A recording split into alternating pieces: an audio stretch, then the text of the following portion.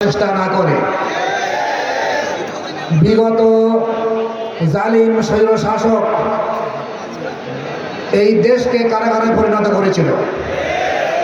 আমাদের নেতৃবৃন্দকে মিথ্যা মামলা দিয়ে বিচারিক হত্যা করেছিল।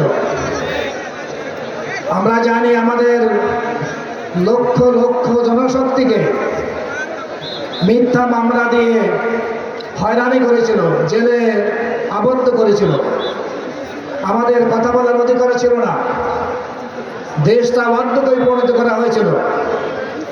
এই অবস্থা থেকে মুক্তির জন্য এদেশের ছাত্ররা, আমাদের সন্তানরা, ছাত্র এবং জনতা মিলে সংগ্রাম করে, আন্দোলন করে ওই স্বৈরাচারী শাসকের পতন ঘটিয়েছিল।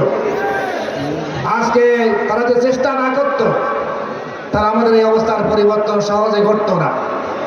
এই ধরনের অবস্থার পরিবর্তন করতে গেলে আমাদের চেষ্টা অবনিবর্য দরকার।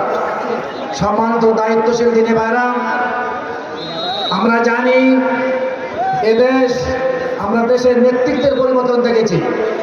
1947 সালে আমরা এদেশ স্বাধীন করেছিলাম ব্রিটিশদের থেকে, কিন্তু আমরা নেতার পরিবর্তন ঘটেছিল, নীতির পরিবর্তন ঘটেনি। 1971 সালে একই অবস্থা হয়েছিল, নেতৃত্বের পরিবর্তন ঘটেছিল কিন্তু নীতির পরিবর্তন ঘটেনি। পাকিস্তানি সরকারের চেয়ে বেশি জুলুমের শিকারে জনগণ হয়েছিল। আমাদেরকে আবার এই 5ই আগস্ট আবার নতুনভাবে দেশ স্বাধীন করা হয়েছে এবং এখনো পর্যন্ত স্বাধীনতার বাকি আছে।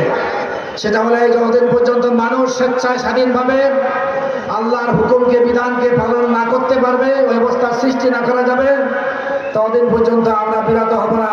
আমরা সার্বিকভাবে চেষ্টা করব আমাদের জানমাল দিয়ে দেশের এই অবস্থাকে পরিবর্তন করার জন্য।